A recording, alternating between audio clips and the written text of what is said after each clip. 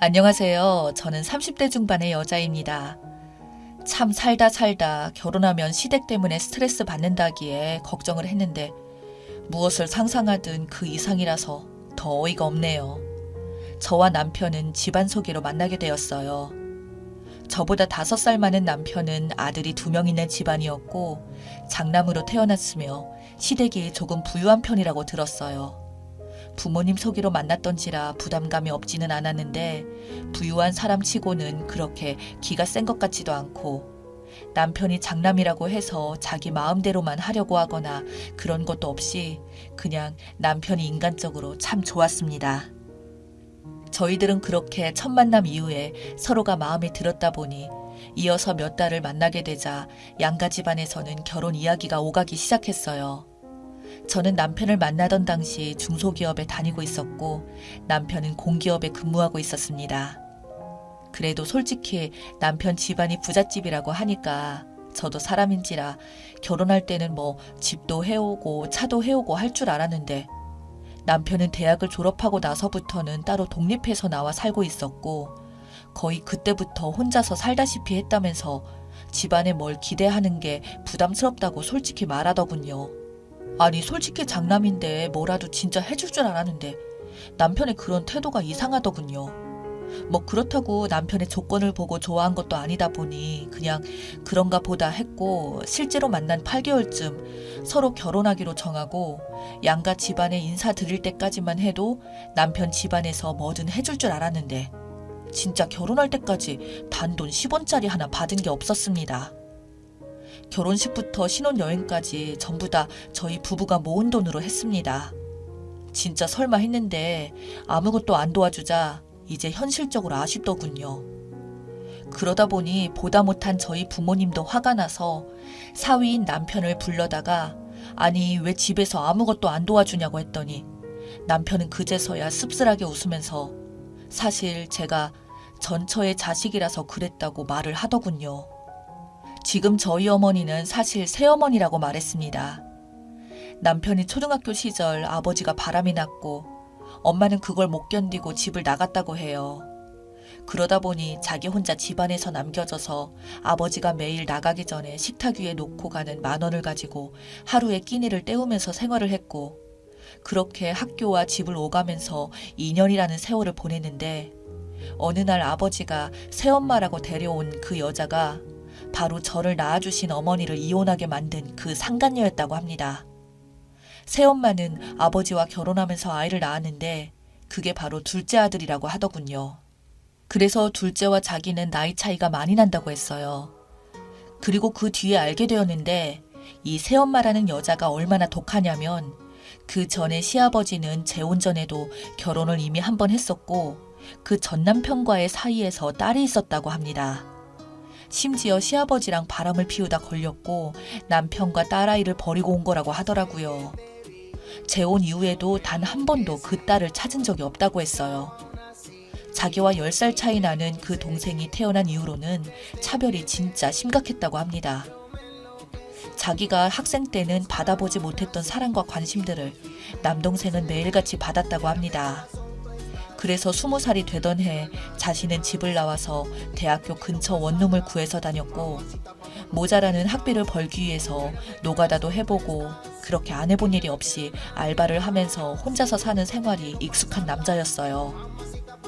그러한 이유 때문에 만날 때부터 부잣집 도련님 티가 하나도 나지 않았고 오히려 생활력도 강하고 성격도 올바른 남자가 되지 않았나 싶었습니다. 저희 부모님은 그래서 저희 남편에게 물었어요. 아니 어머니는 그렇다고 쳐도 아버지는 친아버지인데 왜 그러냐고 물었더니 어릴 때 술 먹고 들어와서는 자기를 보면 저희 친엄마가 떠오른다며 그 이후로 집에서 없는 듯이 지내라며 용돈만 주던 아버지였고 그런 어린 시절을 보내다 보니 성인이 되어서는 집을 나와서 혼자 살았다고 그냥 아버지랑 자기는 혈육으로만 이어져 있을 뿐 남이라고 씁쓸하게 말하더라고요. 그럼 차라리 엄마를 찾아가지 그랬냐고 했더니 친엄마는 좀 더 심했다고 했어요. 둘 다 똑같은 말을 하며 자기를 보면 바람핀 남편이 떠오른다고 했고 엄마도 이미 또 다른 남자와 만나 결혼해서 애도 있고 그러면 친엄마는 네가 찾아오면 결혼한 그 남자가 경기 일으킬 거라며 쫓아내다시피 했다고 합니다. 2번 다시는 죽을 때까지 찾아오지 말라고 하면서요. 남편은 그 이후로 자기의 인생은 사실상 자기밖에 없다는 걸 알고 집은 그저 잠만 자는 곳으로만 생각했고 철저히 이방인이 되어서 살았다고 합니다. 어릴 적 자기를 따르던 동생조차도 시간이 흐르면 흐를수록 동생과 저를 차별하기를 대놓고 하기 시작하면서 동생은 자기를 좋아했지만 자기에게 다가올 수 없었다고 해요. 그래도 아이러니하게도 이렇게 집을 나와 살면서 유일하게 자기 가족 중에 자기를 챙겨주는 게 배다른 동생이었다고 합니다. 그런 남편의 사연을 듣게 되자 남편이 미워지기는커녕 진짜 얼마나 힘들게 살았을까 하는 생각이 문득 들더라고요. 저로서는 상상조차 할 수 없었던 남편의 힘든 과거가 제 마음을 짓눌렀습니다. 그 모든 사실을 알고 나서는 시댁에 해줬던 예단들이 너무나도 아깝더라고요. 그 이후로 저희는 시댁에 많이 찾아가지도 않았고 시댁에서도 저희를 찾지 않았습니다. 그저 왜 안 오냐고 한번 전화만 왔더군요. 제가 그래서 시어머니도 아닌데 찾아가는 것도 웃긴 것 같고 아버님과 어머님도 저희 얼굴을 보면 불편해 하시는 분들이 왜 찾으시냐고 진짜 찾아가 들릴까요? 하고 되물었더니 됐다고 지금 보니 그놈한테 아주 딱 어울리는 짝이라며 전화를 끊어버리더라고요. 그런데 웃긴 건 그 집안과의 인연은 그렇게 되었지만 도련님은 저희 집에 자주 놀러 왔습니다. 술을 진탕 마시고는 저에게 말하기를 형수님 죄송하다며 그냥 다 자기 잘못 같아서 죄송하다며 갑자기 눈물을 흘리고 하다가 제가 어린 도련님을 달래주었어요.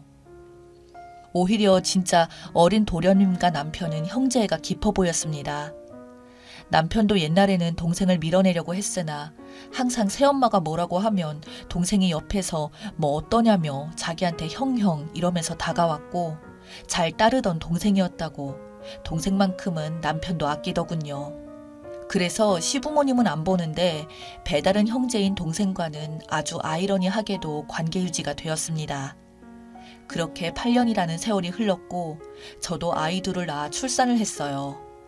아이를 출산하고 나서도 자기들한테는 손자 손녀일 텐데 손주조차도 한번 보러 온 적이 없었고요. 나중에 듣기로는 남편에게 결혼한 지 5년쯤 지났을 때 시어머니한테 갑자기 연락이 와서는 네 스스로 집에서 나갔으니까 재산은 10원도 받을 생각하지 말라면서 앞으로 이 집안과 상관없을 테니 자기 아들한테도 기웃거리지 말고 꺼지라고 하더군요. 남편은 아버지도 그런 뜻이라면 잘 알겠다고 하고 애초에 기대한 적도 없었다고 말하며 전화를 끊었다고 저에게 말해주더군요. 그래서 저는 남편 보고 바보냐고 시아버님 돌아가시면 돈이라도 받아야지 그렇게 말하냐고 하니까 그건 그때 가서 보자며 자기는 너무 무섭다고 보기도 싫고 내가 잘못도 안 했는데 이유 없이 그 빌어먹을 돈 때문에 내가 왜 그래야 하냐고 한 소리 듣는 것도 이제 질린다고 그냥 우리 둘 다 돈을 못 벌지도 않는데 이대로 돈을 모아서 우리 가정 소소하게 행복을 누리면서 살면 되지 않겠냐며 나중에 그 돈을 받음으로 인해서 우리 가족의 평화가 깨지는 게 싫다고 말하는 남편을 보고 저는 그저 위로해 줄 수밖에 없었습니다. 그로부터 3년이 지나지 않아 어느 날 시어머니가 찾아왔어요. 저는 제가 잘못 본 줄 알았는데 진짜 시어머니더군요.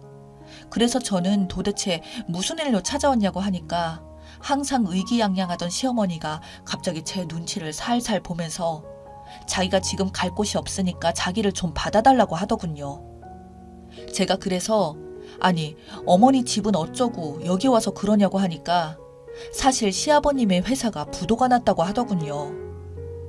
그냥 부도가 난 정도가 아니라 아주 날려먹었다고 하더군요. 사기도 당하고 심지어 감옥까지 가게 생겼고 집은 전부 다 재산 차압딱지가 붙어서 난리가 났다고 합니다. 저는 그래서 둘째 도련님은 지금 뭐 하냐고 둘이서 그냥 따로 살면 되지 않겠냐고 했더니 둘째는 결혼한 지 이제 1년이 되었다고 집안이 화목한데 깨지는 것이 싫기도 하고 아직 자기네가 이렇게 망한 사실도 모른다고 하더군요. 둘째 도련님이 작년에 결혼을 하게 되었거든요. 그때 결혼식장 갔을 때도 시어머니는 신부 집안이 어떻게 하시면서 결혼식에 참석한 저희를 보고는 니들 왜 왔냐고 좋은 날에 구정물 튀니까 당장 돌아가라고 말았던 게 바로 시어머니였는데 참 어이가 없더군요. 전 시어머니에게 제정신이냐고 말하고 싶은 생각에 저절로 목에서 그 말이 먼저 튀어나왔습니다.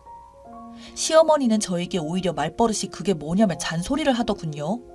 그래서 저는 당장 나가라고 소리를 질렀더니 시어머니는 못 베어먹은 년이라고 욕하면서 거실 바닥에 들어 눕더니 자기는 절대 못 나가니 알아서 하라고 하더군요. 시어머니의 그런 돌발 행동에 저 역시 돌발적으로 눈이 뒤집혔고 곧장 화장실로 가서 세숫대야에 물을 가득 담아와서 거실에 누워 눈을 감고 있는 시어머니 얼굴에다가 아주 그냥 패대기를 치듯이 찬물이 가득 담긴 세숫대야를 들이부었습니다. 그러자 시어머니는 눈 감고 누워있다가 마른 하늘에 날벼락을 맞은 것처럼 물에 빠진 생쥐꼴이 된 모습을 보니 속이 시원하더군요.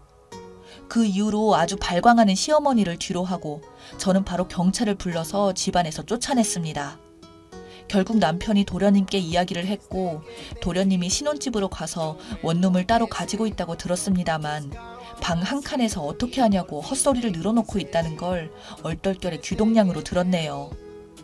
그 이후 둘째 도련님이 신혼집에 모시고 살겠다고 하니까 둘째 도련님의 아내는 거절을 했고 신혼집에 시어머니를 들이면 당장 자기는 이혼을 하겠다며 엄포를 놓는 바람에 어쩔 수 없이 시어머니는 단칸방 원룸에서 지금도 살고 있다고 들었습니다.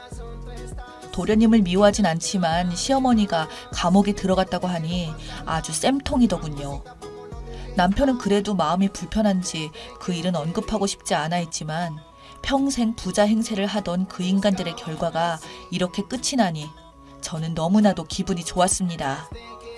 특히 아직도 시어머니가 물벼락을 맞아서 생쥐꼴 되던 모습을 떠올릴 때면 지금도 가만히 있다가도 절로 웃음이 나오네요. 제 이야기 들어주셔서 감사합니다.